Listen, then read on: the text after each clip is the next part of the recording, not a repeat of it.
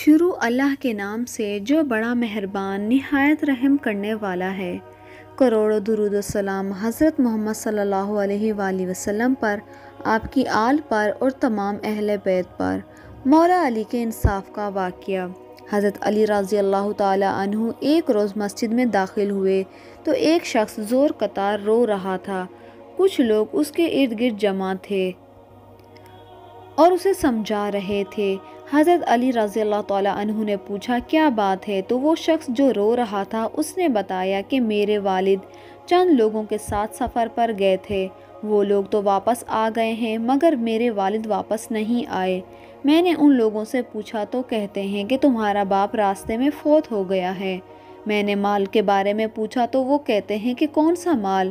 تمہارے بابا کے پاس تو کوئی مال نہیں تھا، حالانکہ میرے والد تجارت کے لیے گئے تھے اور ان کے پاس کافی مال تھا۔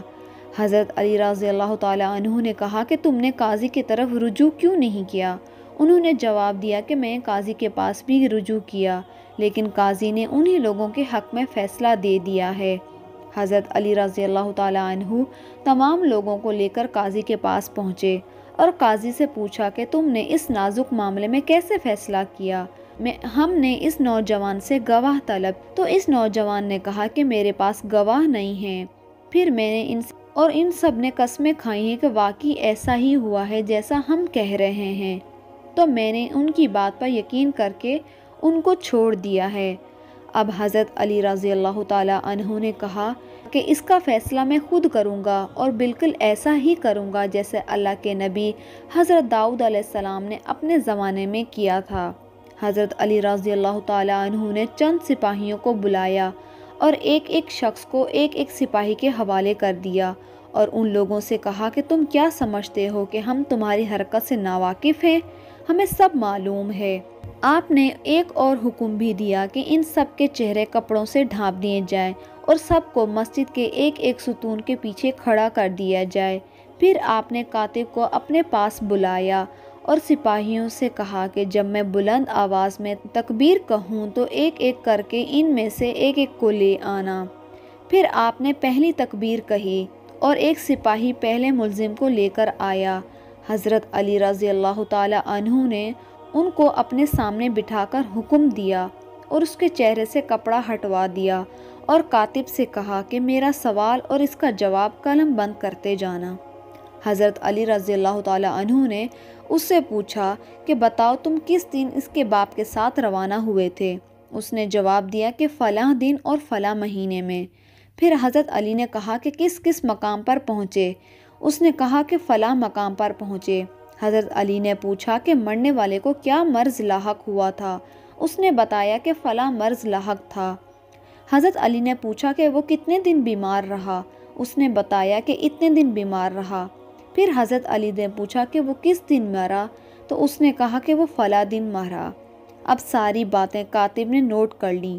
پھر حضرت علی نے ایک اور سوال کیا، جس دن مرا تو کس نے اس کو غسل دیا اور کس نے اس کے کفن دفن کا فرض ادا کیا اور کس نے نماز جنازہ ادا کی؟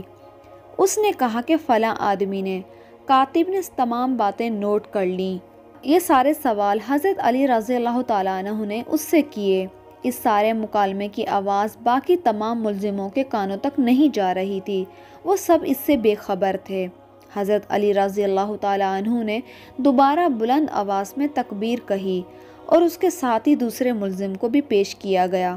حضرت علی رضی اللہ تعالیٰ عنہ نے دوسرے ملزم سے سوال پوچھنا شروع کیا اور کہا، تمہیں کیا لگتا ہے کہ ہمیں کچھ معلوم نہیں؟ ہمیں سب کچھ معلوم ہو گیا ہے۔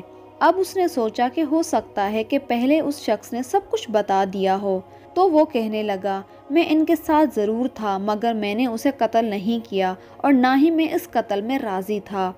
وہ باقی سب راضی تھے، ان سب نے مل کر اس نوجوان کے باپ کو قتل کیا ہے۔ اب یہ ملزم کا اعتراف بیان تھا۔ وہ کاتب اور مسجد میں لوگ بیٹھے سن رہے تھے اور اگلے ملزم کو بھی لایا گیا، اس نے بھی اقرار جرم کر لیا۔ اس طرح آتے آتے سب ملزموں نے اقرار جرم کر لیا کہ ہم سب نے مل کر اس نوجوان کے باپ کو مارا ہے اور اس کے مال کو آپس میں تقسیم کر لیا ہے۔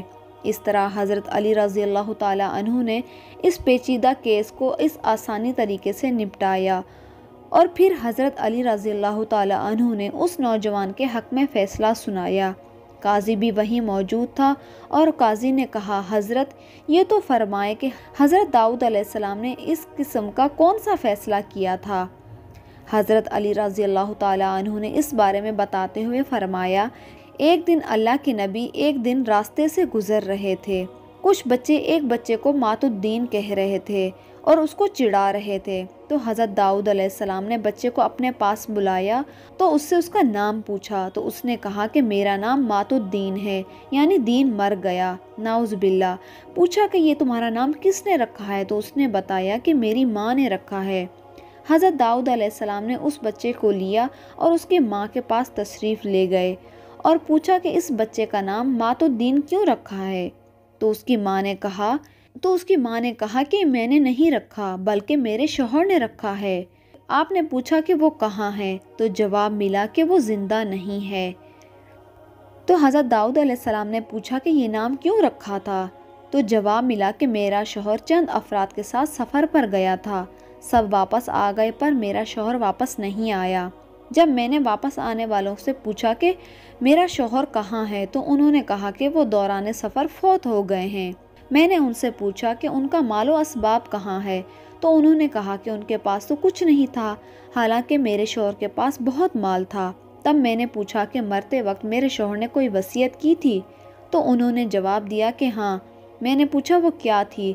تو وہ کہنے لگے کہ تمہارے شوہر نے کہا کہ میری بیوی سے کہنا کہ جب کوئی بچہ پیدا ہو تو اس کا نام مات الدین رکھ دینا، کیونکہ اس وقت میں امید سے تھی۔ تو جب میرے ہاں اولاد ہوئی تو میں نے شوہر کی وصیت کے مطابق بچے کا نام مات الدین رکھ دیا۔ اب حضرت داؤد نے پوچھا کہ کیا وہ لوگ ابھی بھی زندہ ہیں جو واپس آئے تھے؟ تو انہوں نے کہا کہ جی وہ زندہ ہیں۔